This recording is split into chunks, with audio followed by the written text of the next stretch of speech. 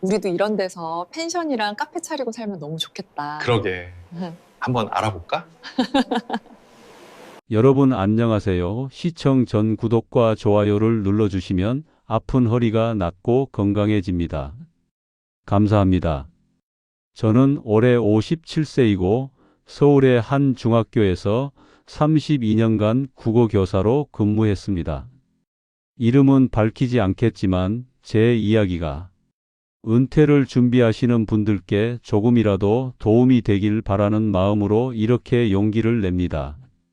저는 1990년 임용고시에 합격해서 처음 발령받은 학교부터 마지막까지 정말 성실하게 살아왔습니다.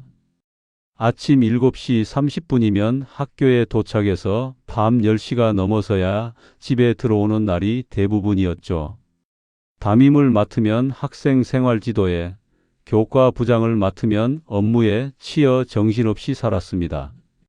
주말에도 학생 상담이나 학교 행사 때문에 출근하는 일이 많았고, 방학 때도 연수나 업무로 쉬는 날이 별로 없었습니다. 특히 입시를 앞둔 3학년 담임을 맡았을 때는 새벽부터 밤늦게까지 학교에 있는 날이 많았습니다. 학부모 상담도 수시로 해야 했고, 학생들의 진로 상담도 일일이 챙겨야 했습니다. 그렇게 바쁘게 살다 보니 제 개인 생활은 늘 뒷전이었습니다. 취미 생활이라고는 없었고 친구들과의 모임도 1년에 한두 번 정도밖에 나가지 못했습니다. 아내는 가정주부로 집안일을 맡아주었고 두 아들은 다행히 큰 말썽 없이 잘 자라주었습니다. 첫째는 지방대 공대를 나와 중소기업에 취직했고 연봉은 3,500만 원 정도 받으며 경기도에서 혼자 살고 있습니다. 둘째는 전문대를 졸업하고 기술직으로 일하고 있는데 연봉 3천만 원 정도로 인천에서 자취하고 있습니다. 두 아들 모두 결혼은 아직 안 했지만 각자 독립해서 잘 살고 있습니다. 군대도 무사히 다녀왔고 취직도 제때해서 부모로서 큰 걱정은 없었습니다. 집은 서울 외곽의 25평 아파트를 15년 전에 장만했는데 당시 1억 8천만 원에 샀던 집이 지금은 3억 원 정도의 가치가 있었습니다. 다행히 대출은 진작에 다 갚아서 부채 없는 집이었습니다. 대출금 5천만 원을 10년에 걸쳐 조금씩 갚았는데 마지막 대출금을 갚던 날의 후련함이 아직도 기억납니다. 매달 받는 월급은 세후 450만 원 정도였고 여기서 생활비로 200만 원을 쓰고 나머지는 적금에 넣었습니다. 큰 사치나 낭비 없이 검소하게 살았기에 적금 통장에는 7천만 원 정도가 모여 있었습니다. 해외여행도 신혼여행 한 번 간 게 전부였고 외식도 한 달에 두세 번 정도만 했습니다. 대부분 집에서 아내가 해주는 밥을 먹었고 외식을 해도 삼겹살이나 칼국수 같은 저렴한 메뉴를 선택했습니다. 차도 10년 넘은 중고차를 몰았고 옷도 백화점이 아닌 시장에서 샀습니다. 명절 때 부모님께 드리는 용돈과 두 아들 대학 등록금 외에는 큰돈 쓸 일이 없었습니다. 그렇게 알뜰하게 살아온 세월이었습니다. 2022년 8월 정년을 1년 앞두고 명예퇴직 신청을 했습니다. 학교에서 젊은 교사들에게 자리를 내주고 싶었고 명예퇴직금도 조금 더 받을 수 있다는 계산이 있었습니다. 주변 동료들은 1년만 더 버티면 정년까지 가는 건데 왜 나가냐고 했지만 저는 이제 제 인생을 살고 싶었습니다. 32년간 학교에만 매여 살았는데 이제는 하고 싶은 것을 해보고 싶었습니다. 퇴직금으로 받은 금액은 정확히 2억 8천만 원이었습니다. 32년간의 세월이 이 금액으로 정리되는 순간 감회가 새로웠습니다. 아내와 저는 그동안 모아둔 적금 7천만 원을 합쳐 총 3억 5천만 원이라는 목돈을 손에 쥐게 되었습니다. 퇴직을 앞두고 아내와 주말마다 이곳저곳을 다니기 시작했습니다. 그동안 바쁘게 살느라 제대로 여행 한번 가보지 못했던 우리 부부에게는 모든 곳이 새롭게 느껴졌습니다. 강원도 산골도 가보고 충청도 온천도 다녀왔습니다. 전라도 맛집 투어도 하고 경상도 해안도로도 달려봤습니다. 그러면서 자연스럽게 이런 이야기들을 나눴습니다. 우리도 이렇게 아름다운 곳에서 작은 카페나 민박집을 하면 어떨까 하는 상상 말입니다. 실제로 여행지에서 만난 펜션 주인들 중에는 우리와 비슷한 나이대의 은퇴자들이 많았습니다. 그분들은 대부분 만족스러워 보였고 도시 생활보다 훨씬 여유롭다고 했습니다. 그러던 중 2022년 10월 어느 화창한 가을날 아내와 함께 경기도 대부도를 처음 방문하게 되었습니다.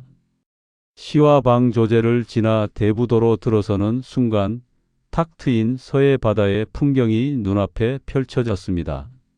11km에 달하는 시와 방 조제를 달리는 동안 양쪽으로 펼쳐진 바다가 정말 장관이었습니다. 날씨가 좋아서 하늘은 파랗고 바람은 시원했습니다. 해안도로를 따라 늘어선 펜션들과 카페들, 그리고 그곳을 가득 채운 사람들의 모습이 인상적이었습니다. 주차장마다 차들이 빼곡히 들어차 있었고 서울 번호판이 대부분이었습니다. 식당 앞에는 줄을 서서 기다리는 사람들도 많았습니다. 특히 조개구이 집들은 웨이팅이 1시간이 넘는다고 했습니다. 점심시간이 지났는데도 식당마다 사람들로 가득했습니다. 우리도 바다가 보이는 한 오션뷰 카페에 들어가 커피를 주문했습니다. 아메리카노 한 잔에 7,000원이었는데 서울 강남의 카페 가격과 비슷했습니다. 하지만 그 가격이 전혀 아깝지 않을 만큼 전망이 아름다웠습니다. 2층 창가 자리에 앉아 창밖으로 보이는 갯벌과 수평선, 그리고 저녁 노을이 지는 모습을 보며 아내가 말했습니다. 여보, 여기 정말 좋다. 우리도 이런 데서 살아보면 어떨까? 그 말을 듣는 순간 제 머릿속에서도 뭔가가 스쳐 지나갔습니다. 서울을 떠나 이렇게 아름다운 바다가 있는 곳에서 펜션이나 카페를 운영하면서 여유롭게 사는 삶이 갑자기 현실처럼 느껴진 것입니다. 평생 학생들 가르치며 분필가루 마시고 살았는데 이제는 바다 보며 커피 내리면서 살아도 되지 않을까 싶었습니다. 옆 테이블에 앉은 한 부부도 비슷한 이야기를 하고 있었습니다. 여기서 펜션하면 대박이겠다는 이야기를 나누고 있었죠. 실제로 이 카페만 해도 손님이 끊이지 않고 들어왔습니다. 2시간 정도 있는 동안 적어도 10명 이상은 다녀간 것 같았습니다. 커피 한 잔에 7,000원이니 시간당 매출이 최소 100만 원은 넘을 것 같았습니다. 그날 이후로 대부도가 자꾸 생각났습니다. 인터넷으로 대부도 펜션 사업에 대해 검색해보니 생각보다 많은 정보가 있었습니다. 펜션 운영 노하우를 공유하는 카페도 있었고 수익성에 대한 후기들도 많았습니다. 한 카페 회원의 후기를 보니 여름 성수기에는 한 달에 3천만 원까지 매출이 나온다는 이야기도 있었습니다.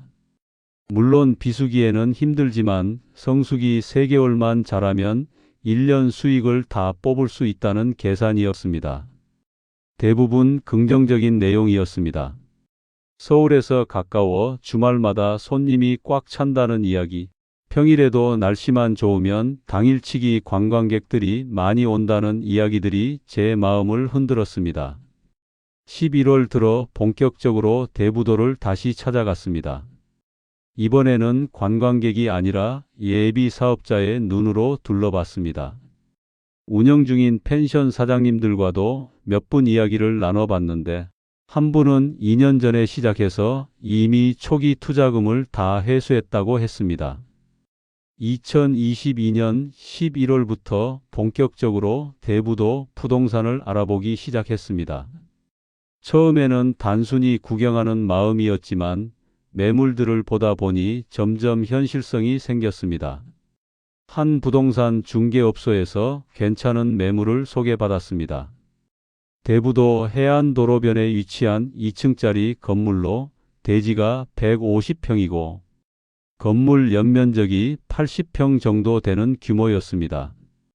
1층은 카페나 식당으로 활용할 수 있고 2층은 객실 4개로 구성할 수 있는 구조였습니다. 건물은 10년 정도 된 것으로 리모델링이 필요하긴 했지만 구조는 튼튼해 보였습니다. 전 소유주가 몇 년간 펜션을 운영하다가 개인 사정으로 급하게 매물로 내놓은 것이라고 했습니다. 무엇보다 건물 앞으로 서해 바다가 한눈에 들어오는 오션뷰가 일품이었습니다. 일몰 시간에 맞춰 다시 방문했는데 노을이 지는 풍경이 정말 환상적이었습니다. 주황빛 하늘과 검게 물든 바다, 그리고 갯벌에 반사되는 빛이 너무 아름다웠습니다. 이런 전망이면 손님들이 분명 좋아할 거라는 생각이 들었습니다. 매물 가격은 4억 5천만 원이었습니다. 우리 부부가 가진 돈 3억 5천만 원으로는 부족한 금액이었지만 부동산에서는 은행 대출을 받으면 된다고 조언했습니다.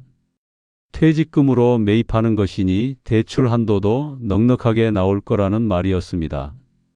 실제로 은행에 문의해 보니 1억 5천만 원까지 대출이 가능하다고 했습니다. 담보대출이라 금리도 연 5.2%로 그리 높지 않았습니다. 당시 시중금리가 5% 초반대였으니 평균적인 수준이었습니다. 아내와 진지하게 상의했습니다. 처음에 아내는 걱정이 많았습니다. 우리가 숙박업을 해본 적도 없는데 괜찮겠냐고, 만약 안 되면 어떻게 하냐고 물었습니다. 특히 대출까지 받는 것에 대해 부담스러워했습니다. 평생 빚 없이 살아왔는데 이제 와서 1억이 넘는 빚을 진다는 게 두렵다고 했습니다. 밤새 이야기를 나눴습니다. 저는 아내를 설득했습니다. 32년간 교사 생활을 하면서 수많은 학생들과 학부형들을 상대해 왔으니 손님 응대는 잘할 수 있을 거라고, 게다가 교사라는 직업 자체가 성실함과 책임감을 보여주니 손님들도 신뢰할 거라고 말했습니다. 또한 대부도가 서울에서 1시간 반 거리라 접근성이 좋고 주말마다 수많은 사람들이 찾아오는 걸 직접 봤다고 강조했습니다. 인터넷에서 본 성공 사례들도 아내에게 보여줬습니다. 실제로 어떤 분은 5년 만에 건물값을 다 뽑고 지금은 순수익으로만 생활한다는 후기를 남겼습니다. 또한 만약 정말 안 되면 건물을 다시 팔면 되니 큰 손해는 안 볼 거라고도 했습니다. 대부도 부동산 시세가 계속 오르고 있어서 몇 년 뒤에는 지금보다 비싸게 팔 수 있을 거라는 부동산의 말도 전했습니다. 실제로 최근 5년간 대부도 부동산 가격은 연평균 10%씩 올랐다고 했습니다. 결국 아내도 동의했습니다. 평생 남편 뒷바라지만 하다가 이제는 우리도 뭔가 해보자는 생각이 든 것 같았습니다. 자식들도 다 독립했으니 이제는 우리 인생을 살아보자고 했습니다. 두 아들에게도 이야기했더니 처음에는 걱정하면서도 부모님이 결정하신 거니 응원한다고 했습니다. 2022년 12월 초 은행에서 1억 원의 대출을 받았습니다. 금리는 연 5.2%였고 매달 이자로 약 43만 원을 내야 했습니다. 원금 상환은 5년 거치 후 시작하는 조건이었습니다. 그렇게 우리 돈 3억 5천만 원과 대출금 1억 원, 총 4억 5천만 원으로 건물을 매입했습니다. 계약금을 치르고 잔금까지 치르는 과정이 한 달 정도 걸렸고 2023년 1월 초에 건물 소유권이 완전히 우리 앞으로 넘어왔습니다. 건물 소유권을 받자마자 리모델링 업체와 상담을 시작했습니다. 여러 업체를 만나봤고 견적도 5곳에서 받았습니다. 가격은 비슷했지만 시공 품질과 일정을 고려해서 한 업체를 선택했습니다. 낡은 벽지와 바닥재를 교체하고 화장실과 주방을 새로 꾸미는데 기본 6천만 원이 든다고 했습니다. 벽지는 깔끔한 화이트 톤으로 바닥은 원목 마루로 선택했습니다. 화장실은 전부 타일을 새로 붙이고 양변기와 세면대를 교체했습니다. 2층 객실 4개의 침대와 에어컨, 냉장고, TV 등을 구비하는데 한 객실당 500만 원씩 총 2천만 원이 필요했습니다. 침대는 킹사이즈로 구입했고 에어컨은 인버터 제품으로 선택했습니다. TV는 55인치 스마트 TV를 각 객실에 설치했습니다. 1층 카페 공간에 커피 머신과 테이블, 의자 등을 설치하는데 2천만 원이 들었습니다. 커피 머신은 에스프레소 머신으로 300만 원짜리를 구입했고 테이블과 의자는 감성 있는 원목 가구로 골랐습니다. 각종 집기와 비품, 침구류 등 잡비로 1천만 원, 간판과 외부 인테리어에 1천만 원이 추가로 들었습니다. 간판은 LED 조명을 넣어 밤에도 잘 보이도록 만들었고 건물 외벽도 새로 페인트 칠을 했습니다. 총 1억 2천만 원의 추가 비용이 발생한 것입니다. 저는 우리 적금 7천만 원을 모두 깨고 부족한 5천만 원은 다시 신용대출을 받았습니다. 신용대출 금리는 연 7.5%로 더 높았고 매달 이자가 31만 원 정도 나왔습니다. 두 개의 대출을 합치면 매달 74만 원의 이자를 내야 하는 상황이 되었습니다. 2023년 2월 내내 공사를 했습니다. 매일 대부도를 오가며 공사 진행 상황을 체크했고 인테리어 디자인도 직접 고민했습니다. 벽지 색깔 하나, 조명 위치 하나까지 신경 써서 결정했습니다. 아내는 침구와 수건, 컵 등 각종 비품을 알뜰하게 구입했습니다. 인터넷 최저가를 비교해가며 하나하나 주문했고 품질도 직접 확인했습니다. 그렇게 한 달간의 공사 끝에 3월 초에 드디어 오픈을 했습니다. 펜션 이름은 아내와 제 이름의 첫 글자를 따서 지었고 인스타그램과 네이버 블로그를 만들어 홍보를 시작했습니다. SNS는 처음 해보는 것이라 배우는데 시간이 걸렸지만 유튜브에서 펜션 홍보 방법을 검색해가며 열심히 공부했습니다. 오션뷰를 강조한 사진들을 열심히 찍어서 올렸고 지인들에게 부탁해서 댓글도 달아달라고 했습니다. 지인들이 실제로 와서 묵고 좋은 후기를 남겨주기도 했습니다. 첫 달인 3월은 예약이 그리 많지 않았습니다. 주말 이틀만 객실이 찼고 평일은 거의 비어 있었습니다. 그래도 1층 카페는 지나가는 관광객들이 들러주어서 하루 평균 10만 원 정도의 매출이 났습니다. 한 달 총 매출은 약 500만 원 정도였고 각종 비용을 빼니 거의 남는 게 없었습니다. 대출 이자 74만 원, 전기세, 수도세, 가스비 등 공과금 30만 원, 인터넷과 전화비 10만 원, 보험료 20만 원, 청소 아르바이트비 80만 원, 카페 재료비 50만 원, 기타 잡비 30만 원을 합치면 294만 원이 고정적으로 나갔습니다. 매출 500만 원에서 비용 294만 원을 빼니 206만 원이 남았지만 여기서 우리 부부 생활비까지 써야 했으니 실제로는 적자였습니다. 조금 불안했지만 이제 막 시작했으니 그러려니 했습니다. 부동산과 펜션 선배들도 처음 몇 달은 다들 그렇다고 했으니까요. 4월이 되자 상황이 달라지기 시작했습니다. SNS를 통해 우리 펜션을 알게 된 손님들이 하나둘씩 예약을 하기 시작한 것입니다. 특히 오션뷰 사진들이 인기를 끌면서 인스타그램 팔로워가 빠르게 늘었습니다. 일주일 만에 팔로워가 100명을 넘었고 한 달 만에 500명까지 늘어났습니다. 4월 한 달 매출은 객실 매출 1,200만 원에 카페 매출 300만 원을 합쳐 1,500만 원이 나왔습니다.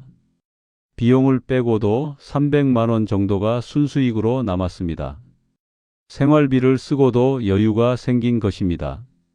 5월은 더 좋았습니다. 연휴도 있고 날씨도 따뜻해지면서 예약 문의가 폭주했습니다. 전화벨이 하루 종일 울렸고 SNS 메시지도 계속 들어왔습니다. 주말은 물론이고 평일에도 한두 팀씩 예약이 들어왔습니다. 한 객실당 주말 기준 25만 원, 평일은 15만 원을 받았습니다. 5월 한 달 매출이 1,800만 원까지 나왔고 순수익은 400만 원을 넘었습니다. 그때 정말 행복했습니다.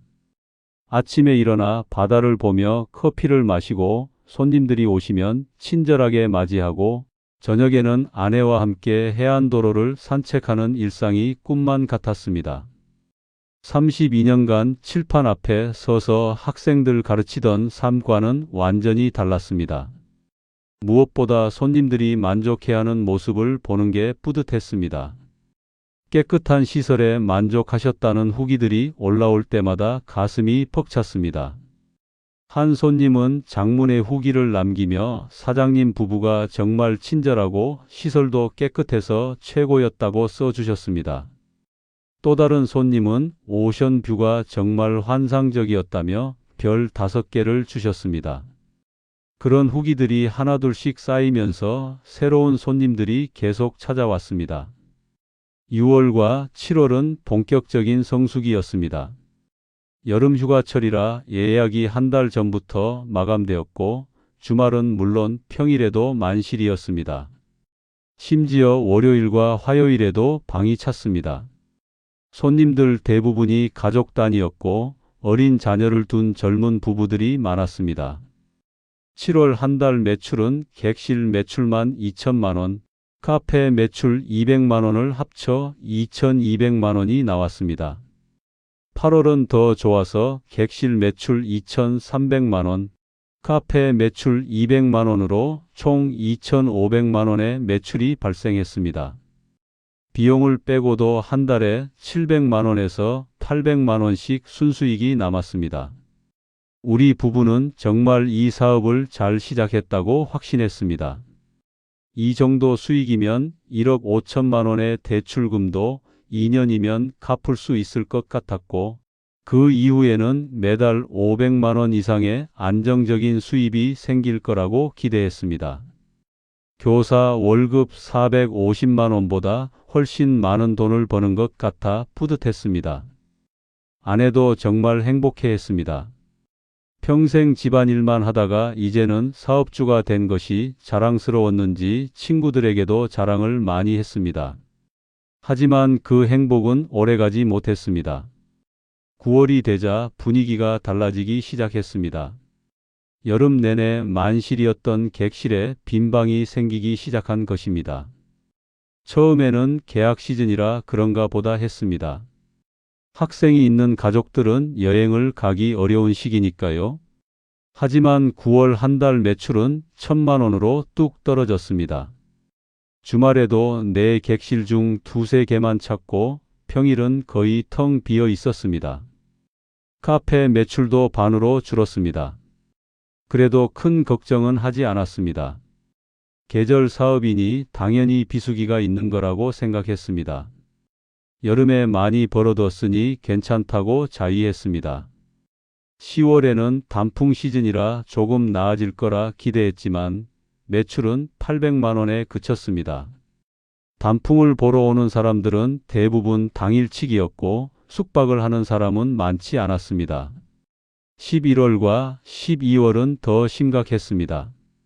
한 달 매출이 500만 원 정도밖에 안 나왔습니다. 주말에도 한두 팀만 예약이 들어왔고 평일은 완전히 비어 있었습니다. 카페도 주말에만 손님이 조금 오고 평일은 하루 종일 손님 한 명 안 오는 날도 많았습니다. 덩그러니 비어있는 카페에서 아내와 둘이 멍하니 바다만 바라보는 날이 많아졌습니다. 문제는 매출이 줄어들어도 고정비는 그대로라는 점이었습니다. 은행 대출 이자만 매달 74만 원이 나갔고 전기세와 수도세, 가스비 등 공과금이 겨울이라 더 많이 나와서 50만 원이 넘었습니다. 난방비가 엄청났기 때문입니다. 객실이 비어 있어도 동파 방지를 위해 최소한의 난방은 해야 했고 1층 카페도 문을 열려면 따뜻하게 해놔야 했습니다. 한겨울에는 전기세와 가스비만 합쳐서 80만 원까지 나온 적도 있었습니다. 건물 관리비와 보험료가 20만 원, 인터넷과 전화비가 10만 원이었습니다. 청소와 손님 응대를 도와줄 아르바이트생에게 주는 인건비가 주말마다 10만 원씩 한 달이면 80만 원 정도 들었습니다. 아르바이트생 없이는 우리 부부만으로 객실 청소와 카페 운영을 동시에 할 수 없었기 때문에 비수기에도 계속 고용해야 했습니다. 한 번은 인건비를 줄이려고 아르바이트생을 그만두게 하고 우리 둘이서 모든 걸 해보려 했는데 하루 만에 포기했습니다. 체력적으로 도저히 감당이 안 됐습니다. 또 카페 재료비와 각종 소모품비로 한 달에 50만 원 정도가 들어갔고 그 외에 시설 유지 보수비, 청소용품비, 침구 세탁비 등을 합치면 매달 최소 320만 원의 고정비가 나가는 것이었습니다. 11월과 12월은 매출이 500만 원인데 고정비가 320만 원이니 실제로 남는 돈은 180만 원에 불과했습니다. 여기서 우리 부부 생활비 150만 원을 쓰면 한 달에 30만 원밖에 안 남았습니다. 2달 동안 겨우 60만 원을 번 것입니다. 2024년 1월과 2월은 더 추워서 손님이 거의 없었습니다. 한 달 매출이 300만 원 정도였고 고정비 320만 원을 빼면 완전히 마이너스였습니다. 2달 동안 450만 원의 적자가 발생했습니다. 그동안 여름에 벌어둔 돈으로 메웠지만 통장 잔고가 빠르게 줄어드는 걸 보며 불안감이 커졌습니다. 여름 3개월 동안 2천만 원 정도를 벌었는데 겨울 5개월 동안 그 돈을 거의 다 까먹은 것입니다. 3월이 되어 봄 시즌이 시작되었지만 예약 상황은 작년만 못했습니다. 작년 이맘때는 주말 예약이 꽉 찼었는데 올해는 한 달 전에도 빈 객실이 남아 있었습니다.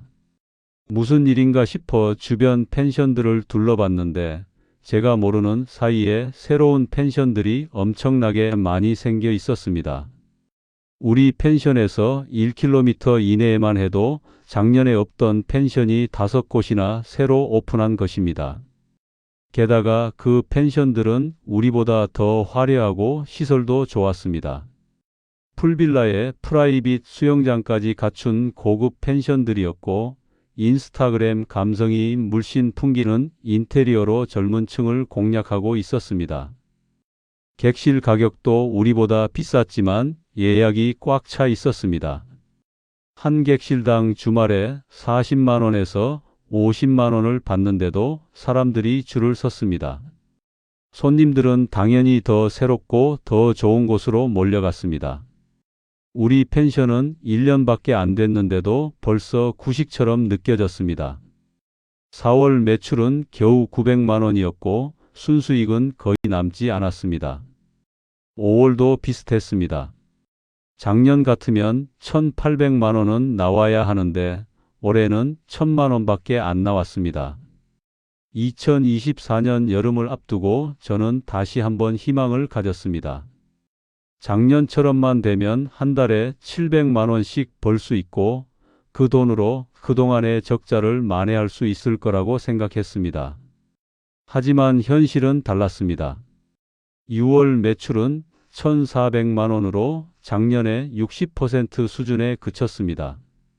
7월과 8월도 마찬가지였습니다. 7월 매출 1,600만 원, 8월 매출 1,800만 원으로 작년보다 훨씬 적었습니다. 주변에 경쟁 펜션들이 너무 많아진 것이 가장 큰 이유였습니다. 대부도 전체의 펜션이 600개가 넘는다는 이야기를 들었습니다. 게다가 인터넷 커뮤니티를 보니 요즘 젊은 사람들은 펜션보다 차박이나 캠핑을 더 선호한다는 글들이 많았습니다. 실제로 대부도 곳곳에 차박 차량들이 주차되어 있는 모습을 자주 봤습니다.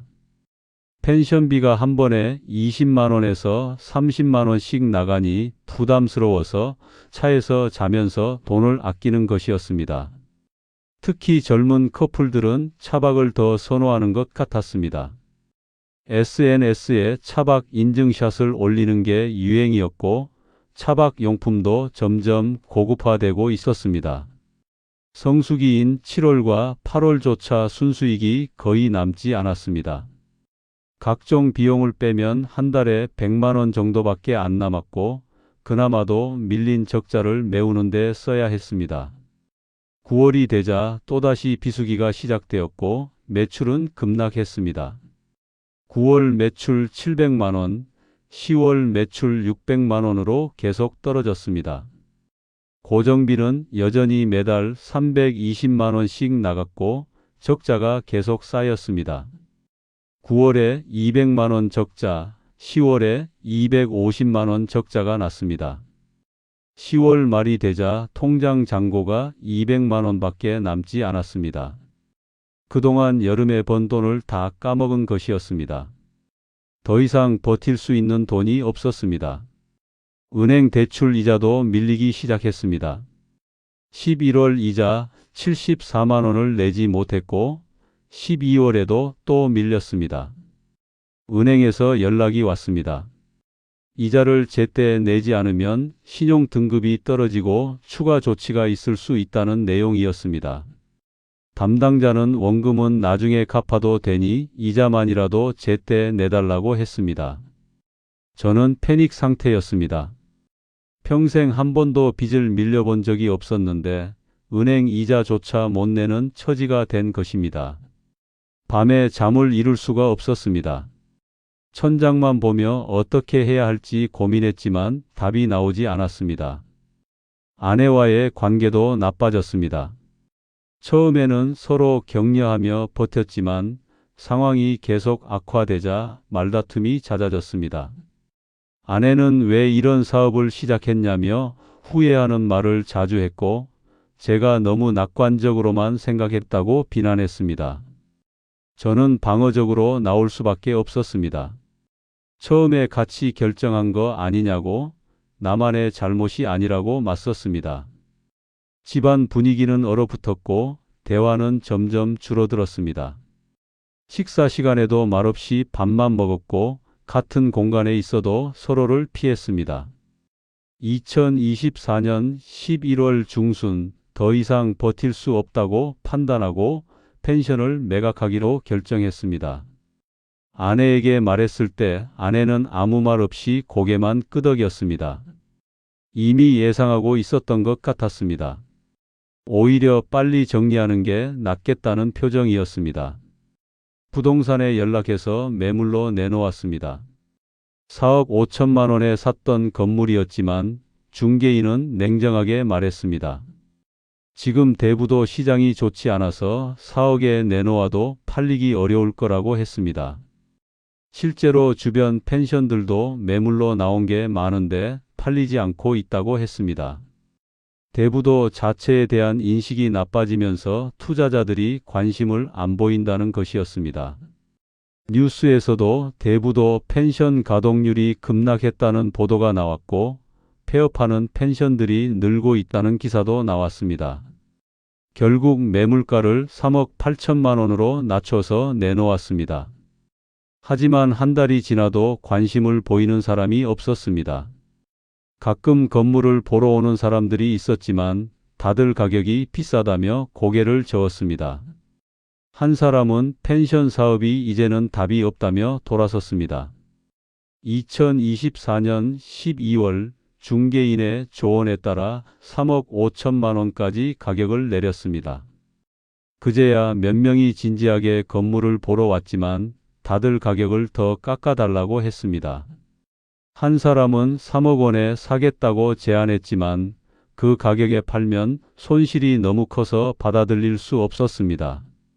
대부도 자체가 예전만 못하다는 인식 때문에 투자자들도 발을 빼고 있었던 것입니다. 실제로 인터넷 기사를 찾아보니 대부도의 펜션 가동률이 2023년 95%에서 2024년 50%로 급락했다는 내용이 있었습니다. 또한 대부도에 있던 대형 종합시장 건물이 폐업하고 경매로 넘어갔다는 소식도 있었습니다. 1억 넘게 분양받았던 상가들이 2천만 원대로 떨어져도 낙찰이 안 된다는 이야기를 듣고 소름이 돋았습니다. 결국 2025년 1월 3억 2천만 원의 급매로 내놓았고 2월 초에 겨우 매수자를 찾았습니다. 정확히 17개월 만에 펜션 사업을 정리하게 된 것입니다. 매각 대금 3억 2천만 원을 받았지만 기쁘지 않았습니다. 은행 대출금 1억 5천만 원을 먼저 갚아야 했습니다. 밀린 이자 150만 원까지 합쳐서 갚으니 남은 돈은 1억 7천만 원이었습니다. 처음 투자했던 돈이 건물 매입비 4억 5천만 원, 리모델링 및 집기 비용 1억 2천만 원으로 총 5억 7천만 원이었는데 1억 7천만 원만 건진 것입니다. 건물 매각만으로도 1억 3천만 원의 손실이었고 리모델링과 집기 비용 1억 2천만 원은 고스란히 날아갔습니다. 또한 17개월 동안의 누적 적자가 1,500만 원 정도 되었고 그동안 생활비로 쓴 돈도 1,000만 원이 넘었습니다. 모든 것을 합산하면 실제 손실액은 약 2억 원에 가까웠습니다. 처음 가지고 있던 돈 3억 5천만 원 중에서 1억 7천만 원만 남은 것입니다. 평생 모은 노후 자금이 2년도 안 되어 절반으로 줄어든 것입니다. 너무 허탈했습니다. 앉아서 한참을 멍하니 있었습니다. 32년간 성실하게 일해서 모은 돈이 이렇게 쉽게 사라지다니 믿기지 않았습니다. 대부도를 떠나 서울로 돌아왔습니다. 우리가 살던 25평 아파트는 아직 있었지만 생활비를 벌어야 했습니다. 남은 돈 1억 7천만 원을 정기예금에 넣었습니다. 2025년 3월 기준 연 4% 금리로 한 달에 이자가 56만 원 정도 나왔습니다. 부부가 생활하기에는 턱없이 부족한 금액이었습니다. 저는 일자리를 찾아야 했습니다. 57세의 나이에 마땅한 일자리는 없었습니다. 교사 경력을 살려 학원 강사 자리를 알아봤고 다행히 한 중학생 대상 국어학원에서 시간 강사로 일할 수 있게 되었습니다. 주 5일 하루 4시간씩 근무하며 한 달에 180만 원을 받았습니다. 4대 보험도 제대로 안 되는 조건이었고 방학 때는 월급이 반으로 줄었습니다. 예금 이자 56만 원과 합쳐 한 달 수입이 236만 원이 된 것입니다. 서울 외곽에 월세 50만 원짜리 작은 원룸을 얻어 이사했습니다. 25평 아파트는 그대로 두고 나중을 위해 비워뒀습니다. 혹시 나중에 아파트를 팔아야 할 상황이 올 수도 있다는 생각에 전세를 놓거나 팔지는 않았습니다. 10평도 안 되는 원룸으로 이사하는 날 아내는 눈물을 흘렸습니다. 짐도 별로 없었습니다. 옷가지 몇 개와 최소한의 생활용품만 가져왔습니다. 펜션에서 썼던 가구들과 집기들은 모두 건물과 함께 넘어갔습니다. 지금 저는 매일 아침 7시에 일어나 학원으로 출근합니다. 오후 2시부터 6시까지 중학생들에게 국어를 가르치고 돌아오면 저녁 8시입니다. 32년간 정규 교사로 일하다가 이제는 시간 강사로 일하게 된 것입니다. 월급은 정교사 때의 3분의 1 수준이고 학생들도 저를 선생님이라기보다 그냥 강사로만 대합니다. 하지만 이마저도 감사해야 하는 상황입니다. 제 나이 또래 중에는 택배 일이나 경비 일을 하는 분들도 많습니다. 그분들에 비하면 저는 그래도 제 전공을 살려서 일할 수 있으니 나은 편입니다.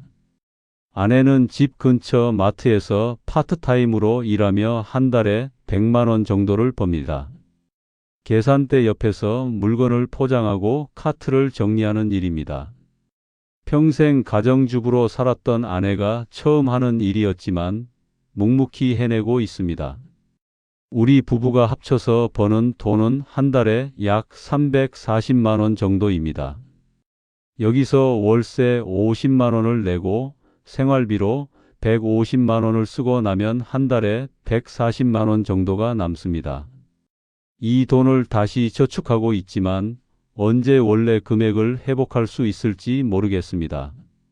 돌이켜보면 제가 가장 큰 실수를 한 부분은 경험 없는 분야에 무작정 뛰어든 것이었습니다.